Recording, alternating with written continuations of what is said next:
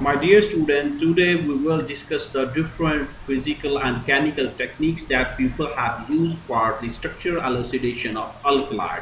So let's move towards the different chemical and physical techniques used for the structural elucidation of alkalis. Today this is our second lecture on the structural elucidation of alkalis. Today we are going to discuss the different detection methods, chemical detection method for the detection of methoxy functional groups, that is the most common functional group found in the alkalis. We will then learn the detection of the nature of the nitrogen, either the nitrogen present in the alkali is primary, secondary or tertiary. Then we will discuss the chemical methods for the detection of N-methyl groups and N-methoxy groups. We will also discuss the detection of carbomethyl groups. Carbomethyl groups mean the methyl groups that are attached to the carbon atoms.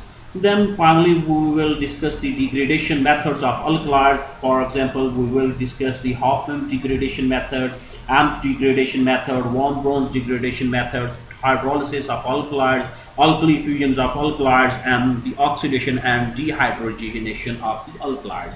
We will also discuss the synthesis of alkalis as a proof for the structures of the alkalis. So this is the summary of the today's lecture, and I'm again informing you that it is the second part of the structure elucidation of alkalis. If you have not listened the first lecture, then you first have to listen the part 1 lecture of the structure elucidation of alkalis. So always be sure that first you have listened the part 1 of this lecture, then you will proceed to this lecture. Okay, now let's move towards the lecture. One of the very important functional group found in the majority of the alkalis is the methoxy functional group.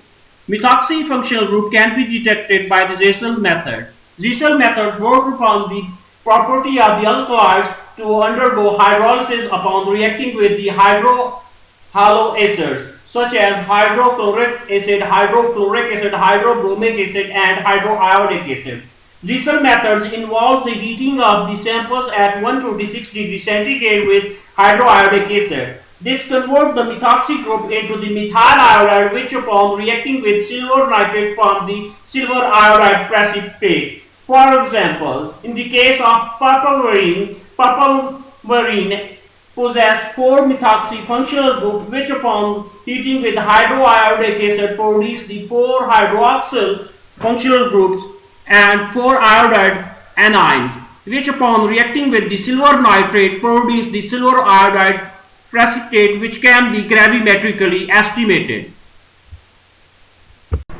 One of the most important step in the structural elucidation of alkali is to determine the nature of the nitrogen. What do you mean by the nature of the nitrogen? It means either the nitrogen is present as a primary amine or secondary or tertiary or as a quaternary ammonium salt. The determination of the nature of the nitrogen is very simple. It is estimated by the reaction with the methyl iodide. When an alkali is made to react with methyl iodide, if it possesses a primary amine, that is the nitrogen is directly attached to with one alkyl group, then it will add 2 moles of the methyl iodide. If the nitrogen is secondary in that alkali, it will add 1 mole of methyl iodide, and in the case of the presence of tertiary nitrogen, it will add the 1 mole of the methyl iodide. So the number of the moles of the addition of methyl iodide determine the nature of the nitrogen present in the alkali. So in the nutshell, if it adds 2 moles of the methyl iodide, the nitrogen present in the alkali is of primary nature. It means it is a primary nitrogen, it is a primary amine. And if it adds 1 mole of the methyl iodide, then the nitrogen is of secondary origin. It means it has a secondary amine. And if it adds 1 mole of the, again, if it adds 1 mole of the methyl iodide and form a salt, a quaternary ammonium salt. Here there is the difference between the secondary and tertiary nitrogen, that in the case of secondary nitrogen, it adds 1 mole of methyl iodide but does not form the quaternary ammonium salt. And here, if in the case of the tertiary nitrogen, it adds 1 mole of methyl iodide but forms the quaternary ammonium salt, and the quaternary ammonium salts are soluble in aqueous solution. If an alkaloid possesses N-methyl alkyl group, it performs distillation with soda lime will produce methylamine. For example, if you distill nicotine with calcium oxide, methylamine 1 mole, with the 1 mole of nicotine, 1 mole of methylamine is produced. It indicates that the 1 mole of the nicotine possesses 1 mole of methyl directly attached with the nitrogen atoms, and hence one nicotine molecule possesses 1 methyl group directly attached with the nitrogen. For the quantitative estimation of the number of methyl groups directly attached with the nitrogen atom is performed with the Hydrolysis method. In the Hydrolysis method, the alkaloid is heated with methyl iodide, which produce the iodide ions, which upon reaction with silver nitrate produce the bright yellow precipitates of silver iodide, which can be gravimetrically estimated. And in this way, one can find the number of methyl groups directly attached with the nitrogen atom in the alkaloid. In the previous slide, we have discussed that the Hydrolysis method is the method for the determination of the total number of the methyl groups directly attached with the nitrogen atom. In this reaction, hydroiodic acid is reacted with the alkaloids, and the iodide so produced is made to react with the silver nitrate, which then produce the bright yellow precipitates of the silver iodide. These bright yellow precipitates of silver iodides are gravimetrically estimated, and hence it gives the total number of the methyl groups directly attached with the nitrogens of the alkaloid. However, Hydrolysis methods have limitations. The hydroiodic acid also reacts with the methoxy groups, and hence producing the alcoholic groups on the alkaloids and producing the iodide ions, which upon reacting with the silver nitrate again produce the bright yellow precipitates of silver iodide. And hence we can say that the Hydrolysis method determines the total number of the methyl groups directly attached with the nitrogens of the alkaloid, as well as it determines the total number of the methoxy groups present in the alkaloids. So what we can do under such situations? Here you need the logical reasoning. First of all, you have to perform the chemical test for the determinations of the total number of the nitrogens and their nature that we have previously discussed. Once you have determined the total number of the nitrogen present in an alkaloid in addition to their nature, you can guess how many alkyl or the methyl groups are attached with the nitrogen. For example, suppose you have the one tertiary nitrogen present in an alkaloid, it means it may possess one methyl group directly attached with the nitrogen, as in the case of nicotine. And if your Hydrolysis method is indicating the presence of 3 methyl group, then it means if there is a one nitrogen, there is one tertiary nitrogen, then the rest of the 2 will be the methoxy groups. For the determination of methyl groups directly attached to the carbon atoms, Kohn-Roth oxidation method is employed. Methyl groups directly attached with the carbon atoms are oxidized and converted into the acetic acid by the reaction of potassium dicarbonate and sulfuric acid. The generated acetic acid is titrated against a standard base, and in this way one can find the total number of the methyl group directly attached to the carbon atom. In the case of the methyl groups attached directly with some aromatic ring, for example, if the methyl group is attached with the benzene ring, then the oxidation will produce the benzoic acid, which again upon titration with A standard base will be used for the estimation of total number of the methyl groups attached with the carbon atom. Before the invention of modern spectroscopic techniques such as single crystal X-ray, photon and carbon-13 spectroscopy, mass spectrometry, UV visible, FTIR, etc., chemists use the jigsaw puzzles of the degradations of alkalis to determine the structure of unknown alkalis. This method comprises of the main step that the structure of the unknown alkali is degraded into smaller identifiable products. Hence, it gives rise to certain identifiable products of well-known structure, and hence by knowing the changes during the degradation and the structure of the degraded products, it is easy to know the structure of the unknown alkali. The various degradative reactions that was used to elucidate the structure of alkalis include Hofmann Exhaustive Methylation Method, Emde Degradation Method, Braun's Method, Inductive Degradation, Alkali fusions, Oxidation, and Dehydrogenation.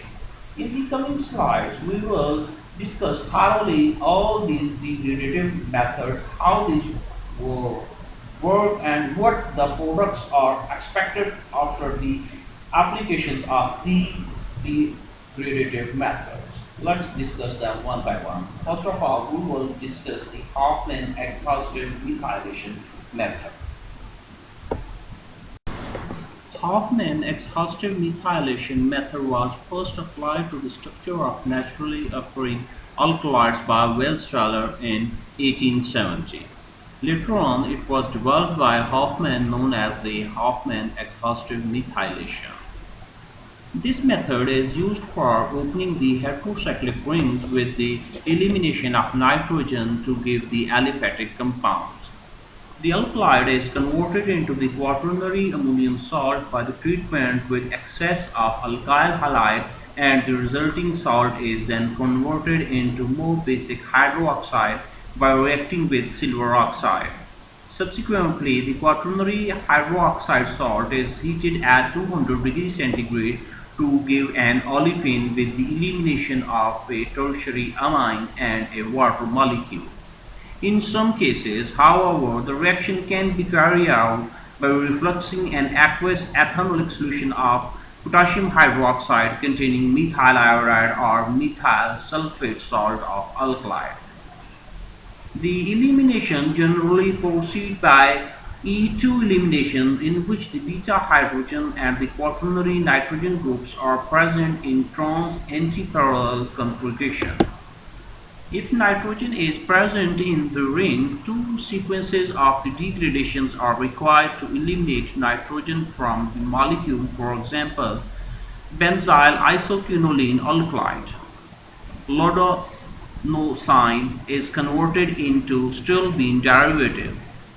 Thus, Hofmann degradation has been a useful tool in the structural elucidation of alkalis. The process, the Hofmann elimination or Hofmann exhaustive methylation process, is repeated on the formed product till the nitrogen is eliminated and an unsaturated hydrocarbon is left as an olefin.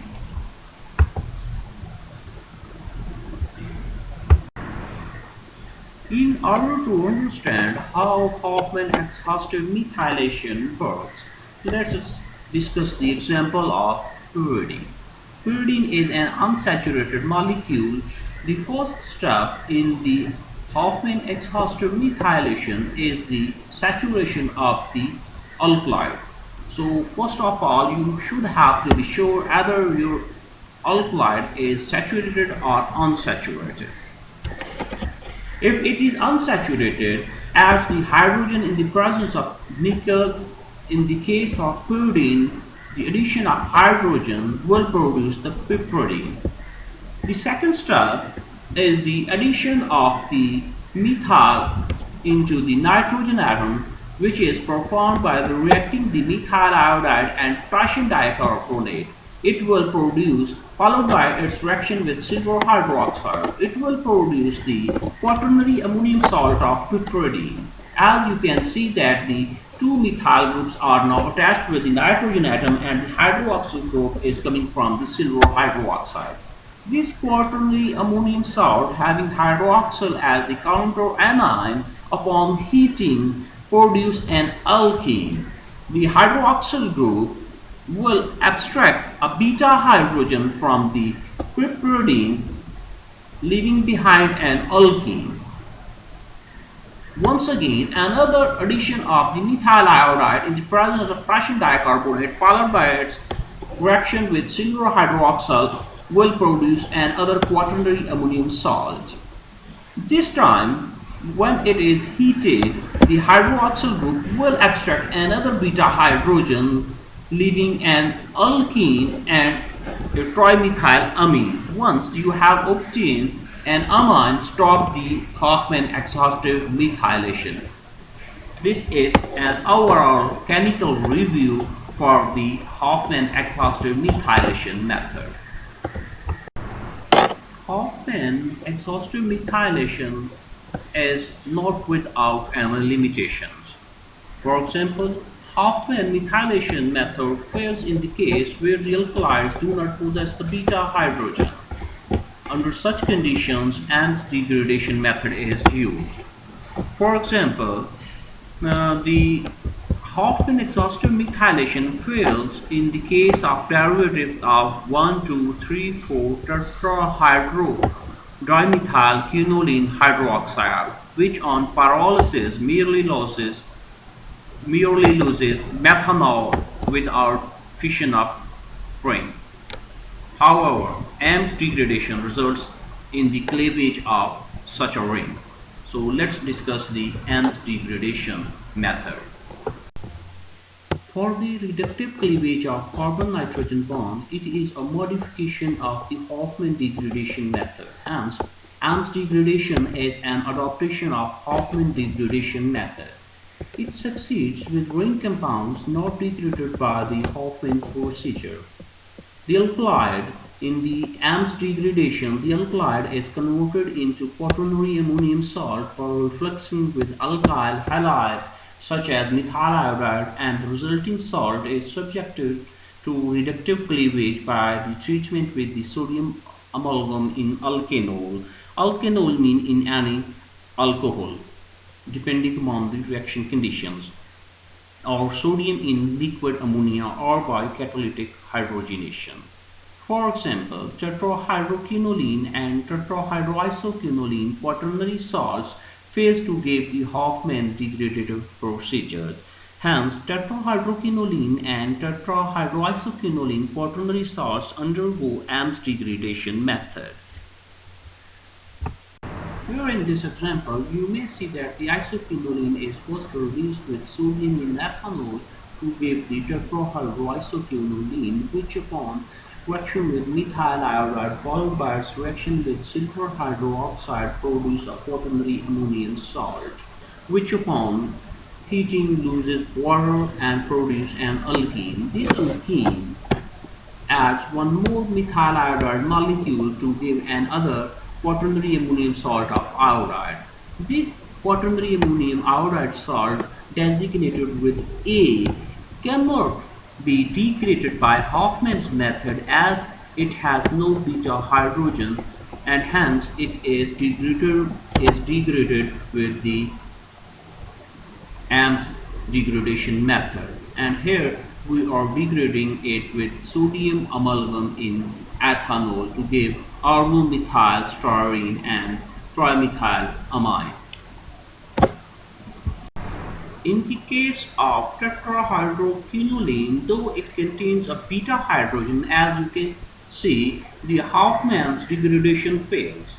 The ring may, however, be opened by the Emde degradation. So here I am giving the example of tetrahydroquinoline, which is effectively degraded by the Emde degradations. The Hofmann's degradation method fails for the degradation of tetrahydroquinoline, although it contains the beta hydrogen. The von Braun reaction is purely formal way, the reverse of the adverse reactions. In the latter, a secondary amine is methylated to give a tertiary amine.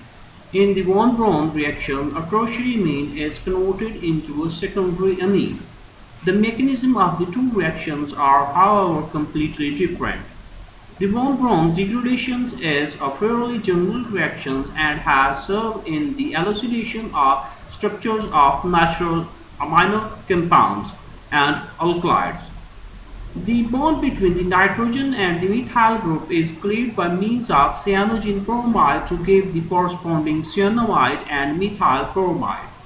The cyanamide is then treated with acid, the carbonic acid, which is formed decarboxylates spontaneously so that the corresponding secondary amine is obtained.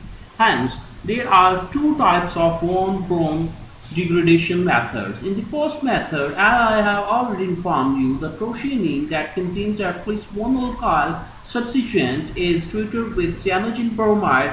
This results in the cleavage of an alkyl nitrogen bond to give an alkyl bromide and a substituted cyanamide. In the second von Braun's method, secondary cyclic amine is reacted with benzoyl chloride in the presence of sodium hydroxide to form benzoyl derivative, which on treatment with phosphorus tribromide bromine containing dissolved bromine followed by the distillation under reduced yield gave alpha omega dihalo compounds with the elimination of benzonitrile. For example, piperidine in the degradation in this degradation yields 1,5-dibromopentane and benzonitrile.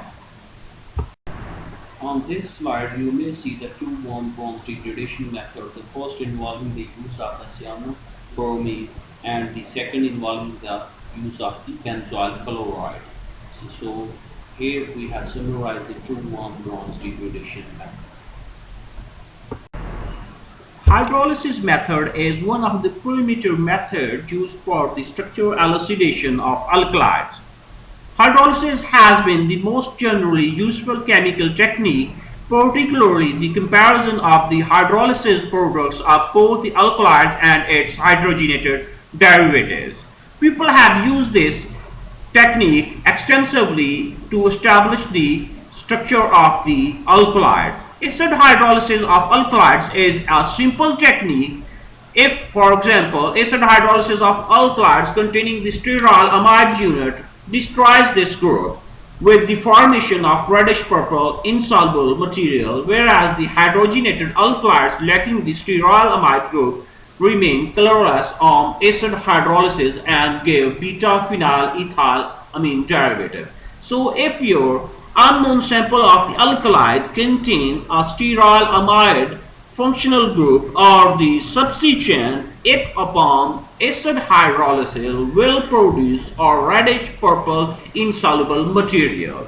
On the other hand, if your alkalide is lacking the sterile amide group and is hydrogenated, then it will remain colorless and will give beta-phenyl ethyl amine as the hydrolysis product.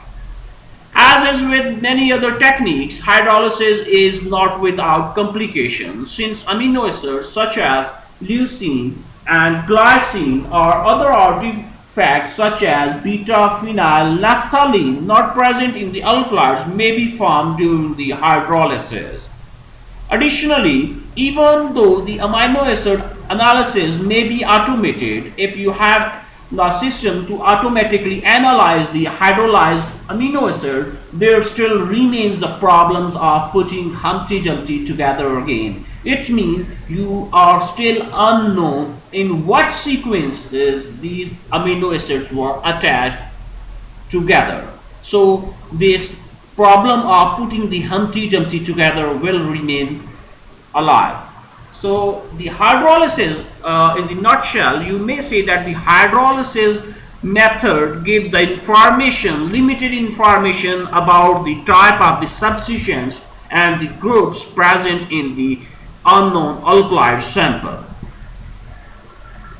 On the other hand, The hydrolysis method has the advantages that it is a simple procedure.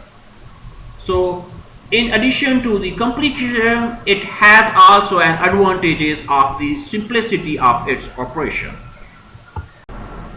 Since many alkalides contain ester or amide linkages, hydrolytic fission or the hydrolysis of these cases leads to smaller, more easily identifiable units. So if your alkalides contain an ester or amide linkage, it upon hydrolysis will produce simple identifiable products. For example, let's discuss the example of piperine. Piperine is an alkaloid that can be isolated from the piper nigrum. Piper nigrum is your black pepper. The black pepper contains the piperine alkaloid which contain an amide linkage, as you can see on this slide. If you hydrolyze the piperine alkaloid, it will produce the pipric acid and piperidine. In the case of the piperine, the amide linkage is decomposed upon hydrolysis with potassium hydroxide. Alkali fusion is another method for the structural elucidation of alkalides. It is a very drastic method which is often employed to break down the complex alkaloid molecule into simpler fragments which give the information on the type of the skeleton present in the alkaloid molecule. Fusion of certain alkalides with solid potassium hydroxide produce relatively simple fragments, the nature of which will give the information on the type of the nuclei present in the molecule. For example, adrenaline on fusion with solid potassium hydroxide yield protocationic ester, which indicates the later nucleus in its structure. Similarly, the fusion of piperine with potassium hydroxide to give the isoquinoline indicates the later nucleus in the former molecule. Fusion of the colchicine with alkali to yield the quinoline again shows the quinoline nucleus is present in the colchicine molecule. So we can determine the type of the nucleus present in the alkali ring with alkali fusion method. In order to understand how Hofmann exhaustive methylation works, let us discuss the example of pyridine. Pyridine is an unsaturated molecule.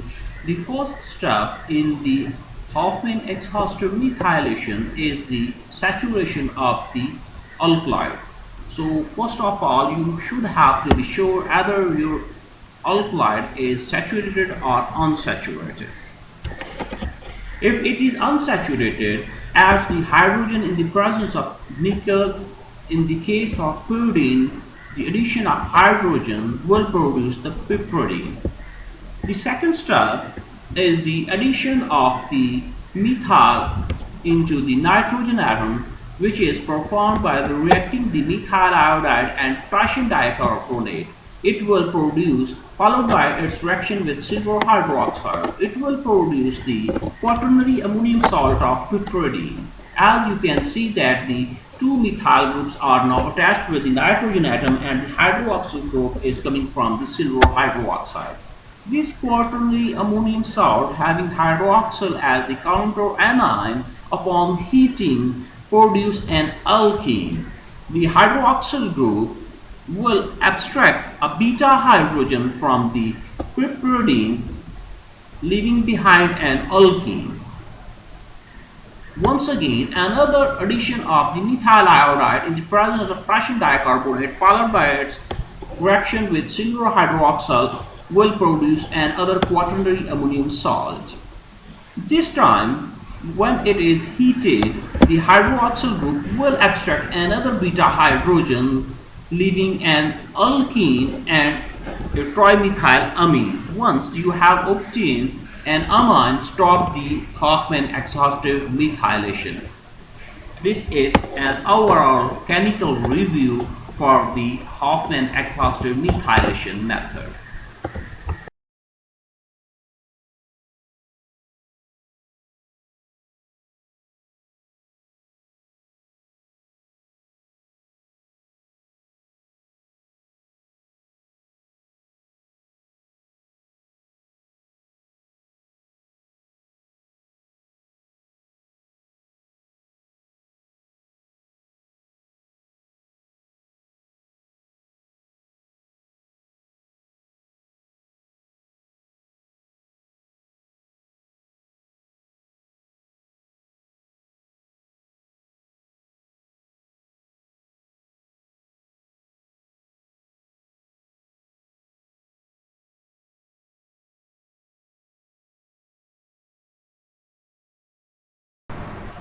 Oxidative degradation. This is a valuable method to determine the structure of alkali. Various oxidizing agents that are used to yield a variety of products. The choice of a particular oxidizing agent is guided by the degree of degradation desired and the stability of the structure of molecules involved. Oxidative degradation gives valuable information about the fundamental structure of alkalides, the position and the nature of some of the fundamental groups or side chains such as the carbon-carbon double bonds. A wide variety of oxidizing agents are available and people have extensively used these oxidizing agents. For example, if you are interested in the mild oxidation of the alkali, mild oxidizing agents are employed. Mild oxidizing agents involve silver acetate, mercuric acetate, or alkaline potassium ferricyanide may bring about the partial oxidation. With chromium trioxide in acetic acid or with potassium permanganate in acid or alkaline medium, it is possible to oxidize the molecule in stages until the most resistant part remains unattacked. If you are interested in the vigorous oxidation of the alkali, you may use the potassium dichromate dissolved in sulfuric acid, or you may use the chromium trioxide in sulfuric acid, or you may also use the concentrated nitric acid alone, or manganese dioxide in sulfuric acid. These oxidizing agents perform the vigorous oxidation. It usually breaks up an alkali into smaller fragments whose structures are either already known or can be ascertained by ease. For example, if nicotine is oxidized with KMnO4 in acetic media, nicotinic acid is obtained. Similarly, papaverine upon oxidation with KMnO4 under acetic conditions produce the papaverinol, which upon further oxidation with dilute KMnO4 solution under hot conditions produce the papaveryldiene. Similarly, tropine under oxidation with chromium trioxide under dilute conditions produce the tropinic acid. In addition to these oxidative methods, people have also employed the zinc distillation method. The zinc distillation method will be discussed in the coming slide. Zinc distillation method is another method that is used for the structural elucidation of alkalis. In this method, the alkali is both reduced and degraded simultaneously. So the reduction and the degradation takes place simultaneously at the same time. The phenolic content or the phenolic hydroxyl groups are replaced by hydrogen, and if compound is very rich in hydrogen, dehydrogenation is also affected. So if your alkali contains the phenolic hydroxyl group, these are replaced with hydrogen atom, and if your compound is very rich in hydrogen, then the dehydrogenation of alkali is also observed. Finally, the molecule gives a stable ring. For example, conine is converted in conerane when distilled with zinc dust, morphine gas, phenanthrene, and quinone, and cincholine gives the quinoline respectively. Dehydrogenation method. In this method, the alkali mass spectrometry and high resolution mass spectrometry reveals the exact molecular weight and the elemental composition of the alkali. Optical rotatory dispersion and circular dichroism are applicable only for the optically active alkali. The conformation of different optical alkalides is established by these methods. So the final step for structural elucidations of the alkalides is its synthesis, which we are going to discuss in the next slide. Is heated with bromine, sulfur or selenium, and the dehydrogenation takes place with the elimination of peripheral substituents such as methyl or hydroxyl groups, which are mostly present in many of the alkalides. At the same time, disintegration also takes place and a product is obtained containing some stable nucleus such as pyridine or phenolene, etc. Identification of such products provides valuable clue to the gross skeleton of alkalides. However, these are some of the old methods that people have used for the structural elucidation of alkalides before the invention of the modern spectroscopic techniques. Various physical methods are now used to elucidate the complete structure and the configuration of compounds. For example, infrared spectroscopy provides a very convenient technique for the unambiguous characterization of all functional groups except the methoxyl group. Similarly, ultraviolet spectroscopy is particularly useful for detecting the presence and the nature of unsaturation, especially conjugated system, and thus is used to establish the structure or structural or class type of which the alkali belongs. X-ray analysis is used to differentiate between alternative structures. This method is used to determine the complete stereochemical structure of alkalides from a single crystal. A very good example is that of halophogine, whose molecular formula is C20H31NO. Its structure has been determined entirely by X-ray analysis in 1960. NMR spectroscopy is a recent method to determine the olefinic protons methyl group attachment with the carbon, nitrogen and oxygen, kind of heterocyclic ring like pyridine, indole, etc. Mass spectrometry and finally, the tentative structure assigned to an alkali on the basis of foregoing discussion is confirmed by complete synthesis, which provides the ultimate proof for the assigned structure. So the independent synthesis of the alkali is the ultimate criteria, the ultimate proof for the assigned structure. Synthesis is the final proof to prove the structure of an alkali. Finally, the tentative structure assigned to an alkali on the basis of foregoing discussion is confirmed by complete synthesis, which provides the ultimate proof for the assigned structure. So my dear students, you have now learned some of the history of how the people have elucidated the structures of the alkalides. Now, however, the modern techniques are available, such as I have told you, the IR spectroscopy, UV visible spectroscopy, proton, carbon-13 spectroscopy, and the single crystal XRD analysis.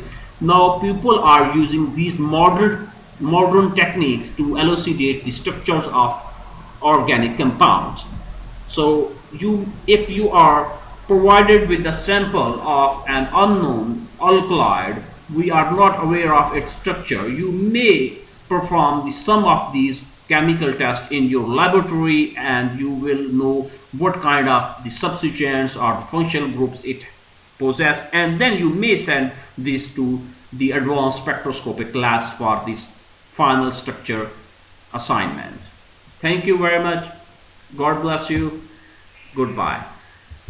what we have learned in these two lectures, we have learned how to treat the chemical compound, organic compound of unknown structure. First of all, you have to go for the presence of carbon, nitrogen, and halogens. So you may perform the flame test for the presence of carbon, either it is saturated or unsaturated. Then you will go for the element detections. You may make a sodium extract of the unknown compound and will go for the detections of the nitrogen sulfurs and halogens. Then you will go towards the functional chemistry. You will perform some chemical tests for the detections of different functional groups such as the carbonyl groups, either it is aldehydes or ketones. Then you will go for the detections of the hydroxyl groups, either it is alcoholic or phenolic, so and so on. So once you have detected the different functional groups and the nitrogen in your organic compound or the alkali, then you will go for the nature of the nitrogen, either it is primary, secondary or tertiary. So you have learned how one can detect the different types of functional groups present in your compound, as well as the detection of the types of the nitrogen present in your alkali sample. Then you have learned the different degradation methods, chemical degradation methods for the structural elucidation of alkaloids, which includes Hofmann degradation method, Emde degradation method, Braun's degradation method, hydrolysis, oxidation of alkaloids, dehydrogenation, and their alkali fusion methods. The synthesis of the alkaloids from the simpler segments is the final confirmation for the structure of an alkali. Nowadays we have modern spectroscopic techniques such as IR, UV visible, NMR, carbon-13 and single crystal diffraction analysis for the structure elucidation of different organic compounds. Here is a list of recommended books. Medicinal Natural Products by John Wiley and Sons, edition, third edition it is, and you may also consult the Organic Chemistry, Stereochemistry and the Chemistry of Natural Products by Pearson Education Limited, Delhi 2018, Volume 2, 5th edition, or you may go for the Chemistry of Natural Products, Narosa Publishing House 2005. So it is a list of the recommended books. I hope you have enjoyed my lecture. So goodbye. Allah Hafiz.